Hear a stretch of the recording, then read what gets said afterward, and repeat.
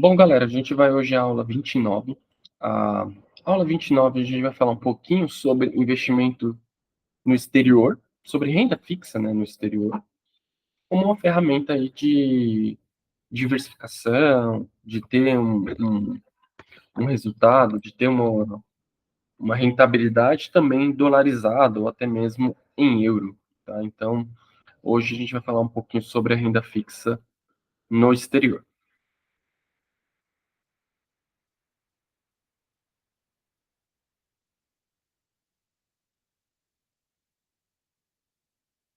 Abrindo aqui o PDF e a gente já começa a falar. Bom, a renda fixa no exterior, basicamente, ela se compõe de bonds. O que seriam os bonds? Seriam os títulos emitidos por empresas em moeda estrangeira.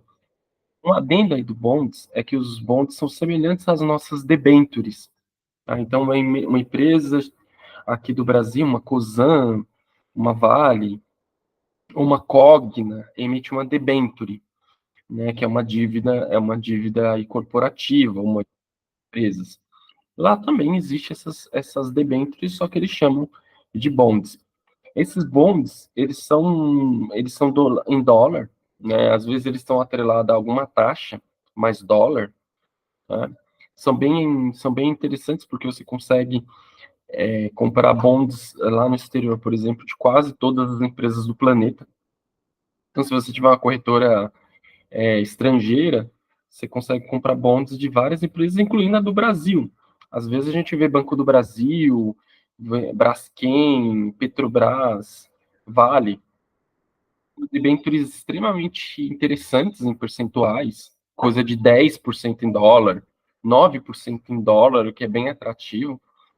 E são empresas que a gente já conhece, que não tem risco, um risco aí elevado de problemas, de falir ou de qualquer outro negócio assim. Então a gente tem os bonds. A segunda forma de a gente trabalhar lá nos Estados Unidos seria com o quê? Com as treasuries, que são o dinheiro investido e emprestado ao governo americano que o devolve com juros, que é o famoso T2, T10, né, T20 e tudo mais. As treasuries, até pouco tempo atrás, principalmente a T10, estava pagando mais de 5% em dólar, o que para eles é muito difícil, né? Ah, 5% aqui no Brasil não é nada, mas para o americano, 5% em dólar, para eles é muito, porque a taxa de juros normalmente nos Estados Unidos está em 1%, ou até negativo, ou 1,5%. Então, assim, a taxa de juros lá nos Estados Unidos, ela costuma ser extremamente baixa. Então, como ela é muito baixa, isso faz com que quando tenha um leque de ter 5%, 6% em dólar, a galera corre muito. Tanto que foi recentemente teve uma fuga de bolsas para esses títulos de tesouro americano. Por isso que a nossa bolsa ela teve uma grande correção, ficou um bom tempo sem fluxo estrangeiro, e a própria bolsa americana também ficou um pouco mais fraca, porque o americano acaba muitas vezes com medo de recessão, com medo de acontecer alguma coisa mais séria. O que o americano faz? Ele vai atrás desses títulos, porque o retorno, na visão deles, é extremamente interessante frente ao que eles estavam tendo alguns anos atrás, né? Então, o americano acaba se apegando muito com esse tipo, com esse tipo de título, tá? Os trusts. E a gente ainda tem o time deposit, que é o valor que serve de empréstimo para instituições de instituições financeiras.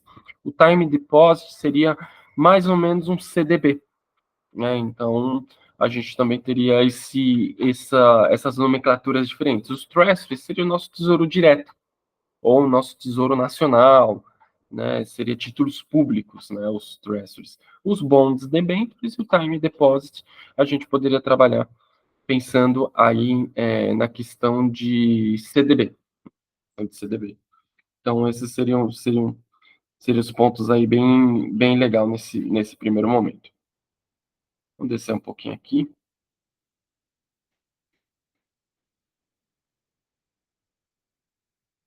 A renda fixa ela tem algumas características, né? Os títulos eles são Os títulos de dívidas, eles são emitidos por empresas e por governos. Os títulos do governo americano são considerados os mais seguros do mundo, né? Porque a economia mais forte do mundo, que controla o dólar, que é a moeda mais forte do planeta também. Então, evidente que com eu tendo a moeda mais forte do planeta e eu sendo a economia mais forte do planeta, meus títulos também seriam os mais seguros do mundo. Ah, mas os Estados Unidos emite muita dívida, os Estados Unidos está com uma dívida extremamente elevada, absurdamente está. Mas eles podem emitir mais dívidas. Eles têm uma certa confiança do mercado e uma confiança de todo o planeta de que eles podem pagar essas dívidas mesmo que eles emitam várias e várias vezes, né? Então, a gente tem uma certa segurança nesse sentido. E esses títulos do governo americano, que são os treasuries, eles são comprados por vários outros governos. A gente vê o chinês, o árabe, o próprio europeu e o próprio japonês comprando esses títulos de tesouro americano. Até o brasileiro também compra, mas numa quantidade um pouco menor, tá? Então, assim, são os mais seguros do mundo e eles são extremamente bacanas. A principal característica da renda fixa não muda, nem aqui no Brasil, nem no exterior, que é o que? A previsibilidade dos rendimentos, né? A gente sabe quanto que a gente vai receber daqui a 3 anos, daqui a um ano, daqui a 5 anos. Então, esse é o ponto legal da renda fixa, tá? Agora, renda fixa no exterior, a gente tem um risco, que é o quê? O risco cambial. Qual que seria o risco cambial? Você, primeiro, você vê as regras fiscais daquele país que você está comprando e também analisar o quê? Questão do dólar que você está comprando, porque quando você vai mandar o dinheiro para a corretora, você tem que comprar dólar. Se o dólar estiver aqui muito alto, 5,50, 5,80, R$ 6, você vai estar pagando muito caro para você transferir para a corretora de fora e, consequentemente, se depois você tiver que repatriar esse dinheiro, ou seja, voltar esse dinheiro para o Brasil, você pode, às vezes, encontrar um dólar, sei lá, em R$ 5. Então, você comprou a 5,60, 5,80, R$ 6, e agora você está recomprando esses dólares em R$ 5. Você está repatriando em 5. Então, você teria um prejuízo absurdo só de câmbio. Então, tem que tomar muito cuidado nesse momento de quando que você está comprando. O ideal, nesse atual cenário de hoje, a gente pensa aí que um dólar seria de 5, 5,30, no máximo até 5,40 seria interessante de fazer essa conversão, né? Embora ano passado o dólar chegou a bater 4,80, 4,90, né? Então estava absurdo aquele preço, né? Mas o dólar em R$ 6, em 5,80, 5,90 é muito caro para você fazer essa, essa, essa levada para o exterior do dinheiro, né? Até porque se você tiver que repatriar, você levaria um problemaço, né? Esse que seria o grande problema, porque você ainda mora no Brasil. Muitas vezes você mora no Brasil. Então, se você está dolarizando a carteira, é bom dolarizar, porque você não tem um risco econômico do Brasil, não tem um risco político do Brasil. Mas, de certa forma, se você tiver que gastar aqui no Brasil, você vai ter que uma hora transformar esses dólares em reais, né? A não ser que você fale, ah, não, eu já vou para fora, ou eu tenho como gastar em dólares todos esses recursos. Aí fica um pouco mais tranquilo nesse sentido, tá? Outro ponto é que você tem que ver a perspectiva de alta e baixa de juros, o momento econômico e político do país, ou do bonde, ou de onde você está fazendo esse tipo de investimento, porque senão você acaba levando, de certa forma, um grande problema nesse sentido, né? Então acaba ficando um pouquinho complicado, né? Então sempre a gente precisa se atentar nesse sentido. Descendo mais um pouquinho.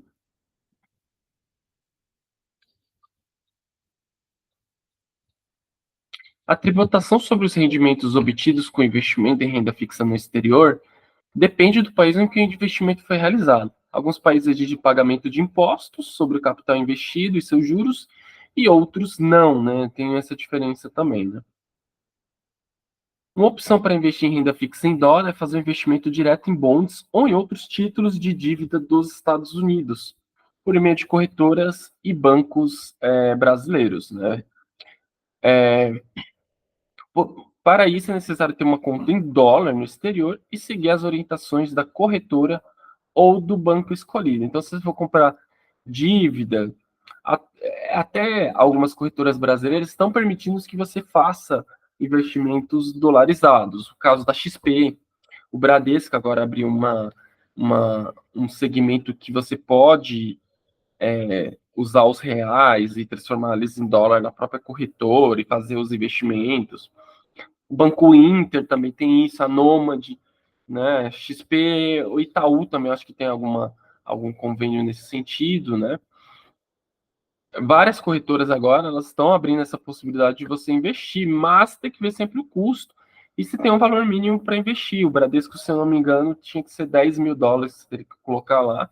Então, assim, você já tem que entrar com quase 60 mil reais para você poder começar a brincar no banco, o que é absurdo. Então, às vezes, você abre numa corretora lá de fora que você gasta só tempo e você acaba tendo muito mais vantagens nesse sentido também. Tá? Então, tem que tomar muita atenção, muito cuidado nesse sentido, né? De questão de você não estar entrando no produto cara aqui de um banco, de algum desenho. Agora, a principal característica da renda fixa aqui no Brasil, lá fora, é a previsibilidade. Você vai saber o prazo e as taxas, né?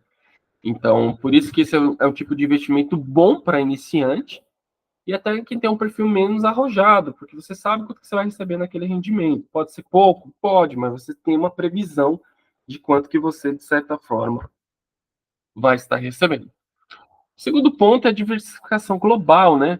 Você faz com que você consegue fazer com que a sua carteira ela fique diversificada. Por mais que seja em dólar, você pode estar comprando um bonde da Aramco, que é da Arábia Saudita, e pode estar comprando uma dívida da Alibaba, que é da China. Então, você está entrando no mercado diferente. Você pode comprar um bonde na Mitsubishi, lá do Japão, né? E uma empresa aqui da Argentina ao mesmo tempo. Então, assim, você pode diversificar renda fixa no exterior de uma forma muito mais fácil do que no Brasil. Né? O mercado americano é extremamente aberto para o mundo, né? Então, o mundo todo oferece produtos lá dentro, né? Oferece as suas prateleiras para que os americanos possam consumir.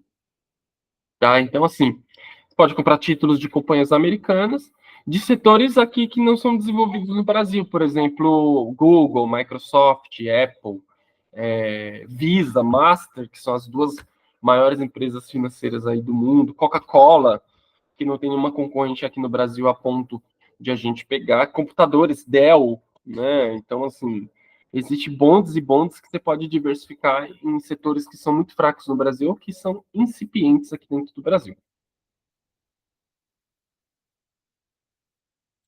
Diversificação cambial, outro ponto legal. Você pode ter o quê? Diversificação numa moeda forte, que é o dólar, né? Uma moeda muito mais forte do que o Brasil, do que o real. Uma moeda que, sabe, consegue ter um certo percurso nesse sentido, né? Você protege o seu poder de compra um pouco maior. E o quarto ponto seria o alinhamento com objetivos a longo prazo. Como falado anteriormente, os investimentos contam com datas específicas para o resgate. Para aqueles que gostam de alinhar os objetivos com projetos de longo prazo, essa pode ser uma boa.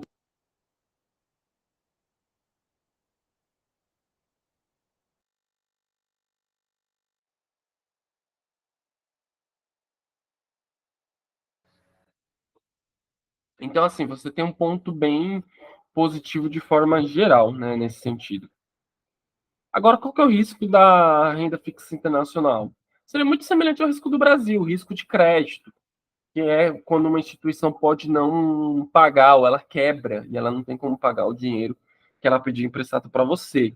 Então aí a gente tem que olhar os rates das empresas, aí é daquelas primeiras aulas que a gente aprendeu. Rate de crédito, margem líquida do negócio, se o negócio dá lucro ou não, né? São todos esses fatores que a gente precisa ver. Risco de mercado, né? O risco de mercado é um pouco mais amplo, né? Mas um risco de mercado pode ser um aumento repentino de taxa de juros. Digamos que você comprou, sei lá, um título de um banco estrangeiro e o juro subiu muito e esse banco começou a levar prejuízo, que acontece bastante em economias desenvolvidas.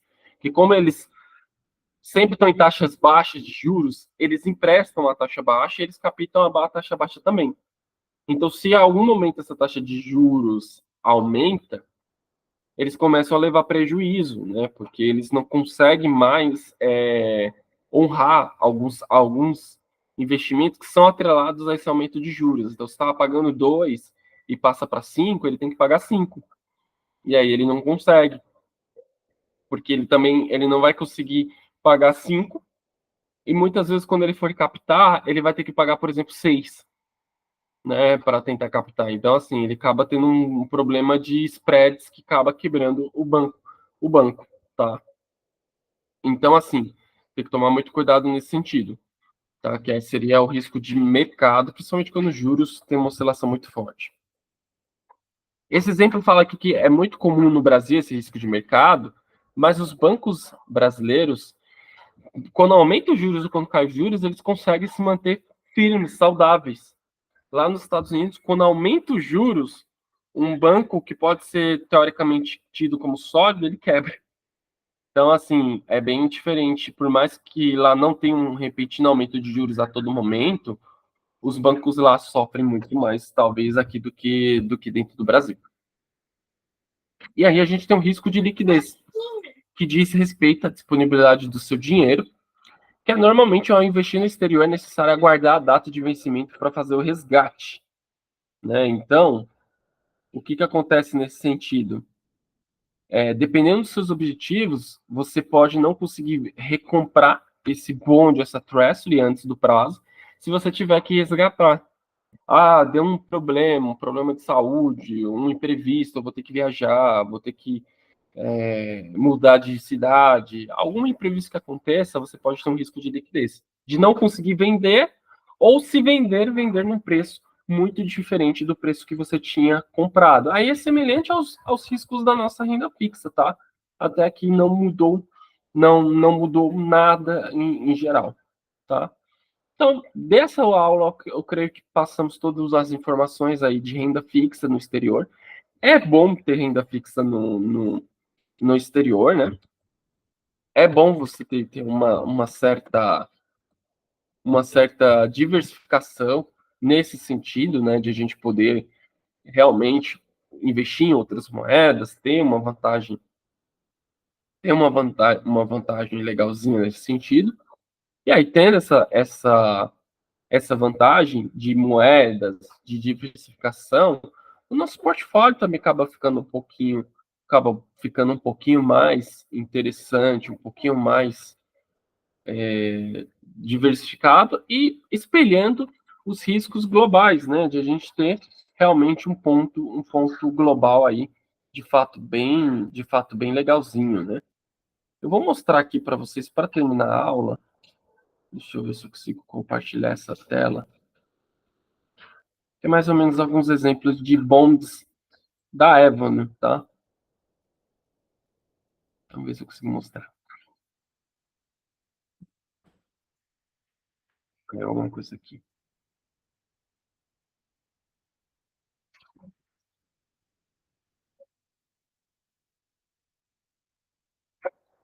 Tá um pouquinho lento. Abriu. Aqui, por exemplo, são os títulos da Evan, Brasil Bonds List. Aqui, nome do emissor, Federativa República of Brazil, ou seja, Brasil. Aqui seriam nossos títulos públicos, tá? Indústria, grau soberano, né? Duração, aqui tem o prazo de duração. Taxa, tá?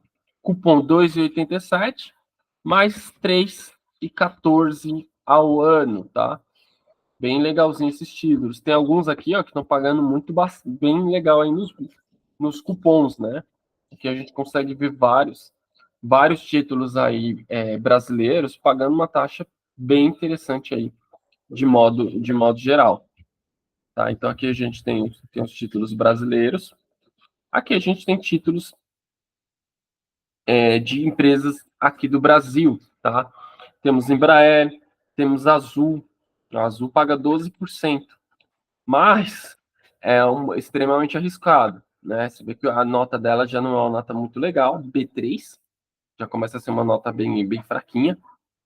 A Embraer pagando 4,80, né? Ela já é uma empresa um pouco mais sólida, tem uma nota melhor, né? Então, assim, a gente vê algumas empresas aqui. A Braskem emite muito lá fora, 7% ao ano, né? Então, assim, tem uma taxa bem interessante. Papel e celulose, Klabin e Suzano sempre estão aí emitindo bonds lá fora. Klabin 5%, Suzano 6% em dólar, né? Um rendimento bem interessante, assim, para a gente pensar em questão de dólar, né? A questão de dólar tá bem legal. BRF, JBS, Marfrig, Minerva, todas elas captam também, tá? Vejo que a Minerva tem uma aqui, ó, que ela capta a quase 7% em dólar, né? Quase 7%. Tá? Esse vencimento 2033 é um vencimento longo, tá? Por isso que está pagando aí 7% aí. Né? Então tem muita coisa boa. Cosan e Raizen também sempre captam lá fora. A Gia, que é uma empresa da Itaúsa. Centrais Elétricas Brasileiras, a Eletrobras, tá? 5% ao ano. Né? Então, assim, a Avenue ela tem uma lista bem bacaninha aí de títulos, né? Vamos ver aqui um interessante, ó. CSN, ó. 8,59 ao ano. Bem interessante também essa taxa aí da CSN. Petrobras, olha a nossa Petrobras aí, ó, 7% ao ano em dólar. Então, assim, a gente tem alguns títulos aí em bonds bem interessantes que a gente pode, de certa forma, procurar. Isso é da Avenue, tá? Mas tem outras empresas com outros tipos de bonds, com outros títulos, às vezes até mais interessantes do que esses, tá bom? Bradescão, ó, Banco do Brasil, então, assim, a gente consegue diversificar nos bonds estrangeiros também, comprando diretamente com essas empresas que a gente já conhece aqui no Brasil e a gente pode comprar lá fora, tentando ganhar um pouco mais em dólar, tá? Espero que tenham gostado da aula. Precisando de mais algumas informações adicionais, é só mandar no nosso grupo do WhatsApp. Até mais.